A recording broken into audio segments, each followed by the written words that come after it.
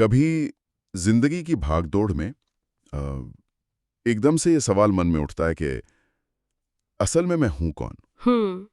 क्या मैं बस ये नाम हूं जो मुझे दिया गया, या मेरा काम, मेरा परिवार, मेरी शक्ल, हाँ। या फिर कुछ ऐसा है जो इन सब ऊपरी चीजों से कहीं ज्यादा गहरा है, कहीं ज्यादा असली। ये सवाल तो बहुत पुराना है, शायद इंसान के होने से जुड़ा सबसे बुनियादी सवाल। सही बात है। और आज हम जिन विचारों पर बात करें वो ओशो की शिक्षाओं से हैं, खास तौर पर उनकी बातें जो इसी सवाल के इर्द गिर्द हैं, मैं कौन हूँ। अच्छा। और ये महज एक सवाल नहीं है, ये जैसे अपने अंदर एक गहरी यात्रा शुरू करने का न्योता है। हाँ, ये एहसास होता है, ये कोई दिमागी पहेली नहीं लगती।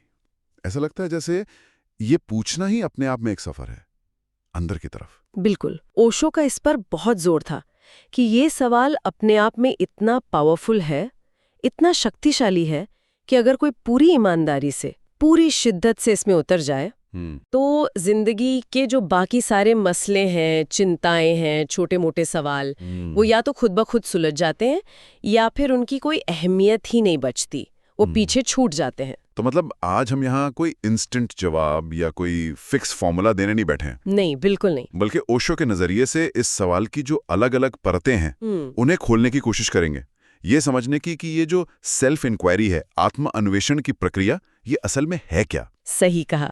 तो चलिए पहली परत से शुरू करते हैं, वो जिससे हम रोजमर्रा की जिंदगी में सबसे ज्यादा जुड़े होते हैं, अपनी पहचान। हाँ, जैसे कोई पूछता है आप कौन हैं, तो हम फौरन क्या कहते हैं? अपना नाम, काम, अपना परिवार, शायद अपना धर्म या राष्ट्रीयता। तो क्या ओशो मानते हैं कि यही हमारी असली पहचान है? ओशो यहाँ बहुत साफ है।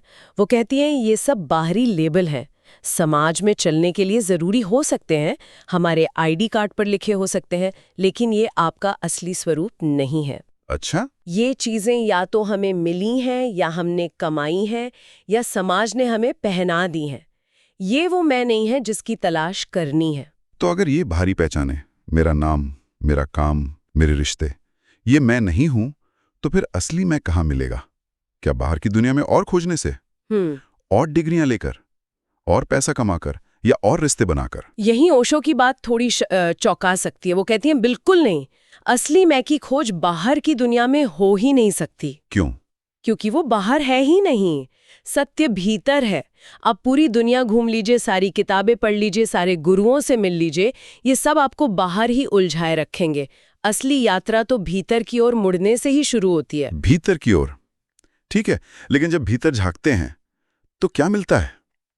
विचारों का एक पूरा समंदर। हाँ बिल्कुल। भावनाएं, यादें, प्लान्स, डर, मतलब एक पल शांति नहीं। तो क्या मैं ये सब हूं, ये जो मेरे अंदर लगातार चल रहा है? ये ओशो के शिक्षाओं का एक बहुत ही क्रांतिकारी पॉइंट है। वो कहती हैं आप अपने विचार नहीं हैं। मैं अपने विचार नहीं हूं। हाँ, ये सुनने में शायद अजीब लगे क्योंकि हम अपने विचारों से इतना ज्यादा चिपके रहते हैं, है ना? हाँ, बिल्कुल, लगता है वही तो मैं हूं। पर सोचिए, विचार तो आते जाते रहते हैं, कभी खुशी के, कभी दुख के, कभी शांति के, कभी बेचैनी के, जैसे आसमान में बादल आते हैं और चले जाते हैं। अच्छा, तो जैसे बादल आसमान नहीं होते, वो बस आसमान में होते हैं। बिल्कुल वैसे ही विचार मैं नहीं हूं, वो बस मेरे अंदर चल रहे हैं। एकदम सही पकड़ा। ओशो कहती हैं कि आप वो आकाश है, वो खालीपन, वो स्पेस, वो चेतना, जिसमें ये विचार रूपी बादल बन रहे हैं, घूम रहे हैं और फिर गायब हो रहे हैं। आप इन विचारों को देखने वाले हैं, एक दर्शक, एक साक्षी।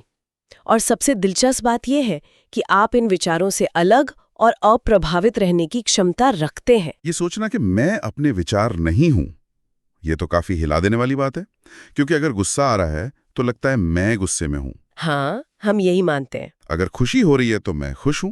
हम तो पूरी तरह विचारों और भावनाओं से जुड़ जाते हैं। और ओशो कहती हैं कि यही जुड़ाव, यही आइडेंटिफिकेशन हमारे ज्यादातर दुख का कारण है। कैसे?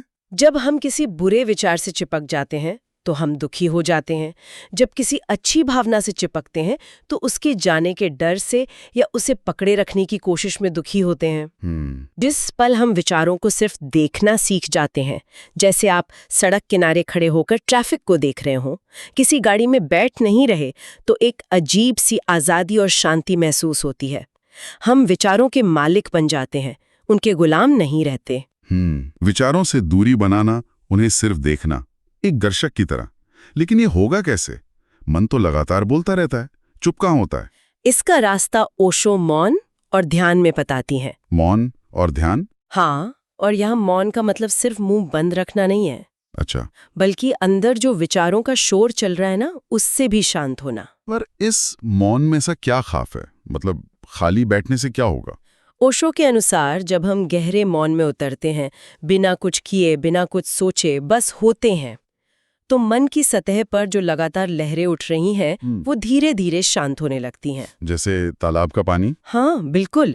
जैसे किसी गंदले तालाब का पानी अगर कुछ देर ठहर जाए तो मिट्टी नीचे बैठ जाती है और पानी साफ होकर उसकी गहराई दिखने लगती है। वैसे ही मौन में हमारे मन की ऊपरी परतें, विचार, भावनाएं, पहचानें शांत होती हैं, और जो बचता है वो हमारा असली गहरा अस्तित्व है, शुद्ध होना, कोरी चेतना। और ओशो ये भी कहते थे कि ये अनुभव सिर्फ बातें करने या किताबें पढ़ने से नहीं मिल सकता। मतलब इसमें अनुभव का क्या रोल है? हाँ, ये उनकी शिक्षा का एक बहुत महत्वपूर्ण पहलू है। वो ज्ञान और अनुभव में जमीन आसमान का फर्क करती हैं। अच्छा। किताबें पढ़ना, सिद्धांत समझना, तर्क वितर्क, ये सब दिमाग का खेल है, ये सिर्फ ज्ञान है। जैसे पानी का फॉर्मूला H2O जानना एक बात है, लेकिन प्यास लगने पर पानी पीना बिल्कुल दूसरी बात है। हाँ, प्यास तो पीने से ही बुझेगी। बिल्कुल, प्यास फॉर्मूले से नहीं, पानी पीने से बुझती है। ओशो कहती हैं, आत्मज्ञान यानी खुद को जानना वो पीने जैसा है, वो सिर्फ ध्यान और प्रत्यक्ष अनुभव से ही संभव है, ये शब्दों के परे है। तो ध्यान को मतलब क्या है ओशो के लिए? क्या सिर्फ आंख बंद करके बैठ जाना? ओशो ध्यान को बहुत व्यापक अर्थ देती हैं। आंख बंद करके बैठना एक विधि हो सकती है, एक तरीका। हाँ। लेकिन ध्यान उससे कहीं ज्यादा है। ध्यान है होशपूर्वक जीना। होशपूर्वक जीना मतलब वर्तमान क्षण में पूरी तरह मौजूद होना। आप जो भी कर रहे हैं, चल रहे हैं, खा रहे हैं, सुन रहे हैं, उसे पूरी जागरूकता के साथ करना। अपने विचारों और भावनाओं के प्रति सजग होना, बिना उनमें बहे, बिना कोई जजमेंट दिए। ये मौन और साक्षी भाव का अभ्यास है जो धीरे धीरे गहराता जाता है। ठीक है, तो हमने समझा कि बाहरी पहचान असली नहीं है, हम अपने विचार नहीं बल्कि उन्हें देखने वाले हैं। हाँ। और असली समझ मौन और अनुभव से आती है, न कि सिर्फ जानकारी से। लेकिन फिर भी एक मैं का भाव तो बना रहता है ना? रहता है, बिल्कुल रहता है। जो तारीफ सुनकर खुश होता है, बुराई सुनकर दुखी होता है। ओशो इस मैं, जिसे हम शायद अहंकार या ईगो कहते हैं, हाँ। उसके बारे में क्या कहते हैं? बिल्कुल, ओशो के लिए ये जिसे हम आमतौर पर मैं या मेरा अहंकार कहते हैं, वो असल में एक झूठी, एक बनाई हुई पहचान है। बनाई हुई? हाँ, ये असली स्व नहीं है। ये समाज, परिवार, शिक्षा, दूसरों की राय, हमारी इच्छाएं, हमारे डर, इन सब से मिलकर बना एक नकली सेंटर है। अच्छा। ये वो मैं है जो हमेशा दूसरों से अपनी तुलना करता रहता है, जो इनसिक्योर महसूस करता है, जो वैलिडेशन चाहता है, जो चोट लगने पर तिलमिला उठता है। तो ये भी असली मैं नहीं है, ये भी एक तरह का धोखा है। ओशो के नजरिए से हाँ, ये एक छाया की तरह है जिसे हमने असली समझ लिया है। ये हमारी कंडीशनिंग का नतीजा है, हमारे अतीत का बोझ। हाँ। और ये झूठा मैं ही है जो हमें हमारे असली स्वरूप, उस शांत आनंदपूर्ण चेतना से दूर रखता है। ये लगातार बोलता रहता है, मांग करता रहता है, डरता रहता है। तो फिर इस झूठे मैं, इस अहंकार का क्या किया जाए? क्या इससे लड़ना है, इसे खत्म करना है? ओशो लड़ने की बात नहीं करती। वो कहती हैं, लड़ने से अहंकार और मजबूत होता है। अच्छा, कैसे? जैसे अंधेरे से लड़ नहीं सकते, आप सिर्फ दिया जला सकते हैं, है ना? हाँ, सही बात है। वैसे ही अहंकार से लड़ना नहीं है, उसे समझना है, उसके प्रति जागरूक होना है। जागरूक होने से क्या होगा? वो चला जाएगा। जब हम ध्यान और जागरूकता का अभ्यास करते हैं, तो हम इस झूठे मैं की हरकतों को, उसके पैटर्न को देखना शुरू कर देते हैं। अच्छा। हम देखते हैं कि ये कैसे सोचता है, कैसे रिएक्ट करता है, कैसे हमें अपनी उंगलियों पर नचाने की कोशिश करता है। जैसे जैसे हमारी जागरूकता की रोशनी, वो समझ बढ़ती है, तेज होती है, अहंकार की पकड़ ढीली पड़ने लगती है। वो धीरे धीरे पिघलने लगता है, जैसे धूप में बर्फ। तो कोई लड़ाई नहीं? कोई लड़ाई नहीं, बस समझ और जागरूकता से वो धीरे धीरे विलीन होने लगता है। और उसके पीछे जो हमारा असली स्वरूप है, वो स्वाभाविक रूप से प्रकट होने लगता है। ये सब सुनने में बहुत गहरा है और शायद कुछ लोगों को ये जिंदगी की सच्चाइयों से दूर थोड़ा अव्यावहारिक भी लग सकता है। हाँ, ये सवाल उठता है। मतलब रोजमर्रा की जिंदगी में जहाँ इतना तनाव है, इतनी जिम्मेदारियां हैं, वहाँ ये साक्षी बनना, मौन में बैठना, अहंकार को देखना, ये सब कैसे मुमकिन है? क्या ओशो ने कुछ ऐसे तरीके भी बताए जिन्हें आम इंसान अपनी जिंदगी में उतार सके? हाँ, ये बहुत वाजिब सवाल है। और ओशो का जोर सिर्फ फलसफे पर नहीं था, बल्कि उसे जीने पर था। उनकी बातों से कुछ प्रैक्टिकल कदम निकाले जा सकते हैं जिन्हें कोई भी शुरू कर सकता है। जैसे कि? पहला, जैसा हमने कहा, रोज थोड़ा वक्त, चाहे सिर्फ 10-15 मिनट, पूरी तरह शांत बैठने के लिए निकालें। कुछ करने की कोशिश ना करें, बस बैठें। बस बैठें? हाँ, बस अपने आसपास की आवाजों को सुनें, अपनी सांस को महसूस करें। ये मौन की शुरुआत है। और विचारों का क्या करें जो उस शांति में भी आते रहेंगे? वो तो आएंगे। वहीं दूसरा कदम आता है साक्षी भाव। साक्षी भाव? जब विचार आए, उन्हें आने जाने दें, मेहमानों की तरह। उनसे उलझे नहीं, उनका पीछा ना करें और न ही उन्हें दबाने की कोशिश करें। बस तटस्थ होकर उन्हें देखें, जैसे आप आकाश में बादलों को देख रहे हैं। शुरू में मुश्किल लगेगा, विचार आपको खींचेंगे, लेकिन अभ्यास से धीरे धीरे एक फासला बनने लगता है। और वो सवाल, मैं कौन हूं, उसका क्या रोल है इसमें? वो तीसरा कदम है। दिन में जब भी याद आए, या खास तौर पर जब कोई तीव्र भावना या विचार मन को घेरे, तो एक पल रुकें और अपने अंदर गहरे में पूछें, ये जो अनुभव कर रहा है, ये कौन है? मैं कौन हूं? जवाब नहीं ढूंढना है। नहीं, जवाब मत खोजें। बस सवाल को अपने भीतर डूबने दें, उसे गूंजने दें। ये सवाल एक तलवार की तरह काम करता है, जो धीरे धीरे झूठी पहचानों को काटता जाता है। अच्छा, चौथा शायद उस अहंकार से जुड़ा होगा जिसकी हमने बात की थी। बिल्कुल।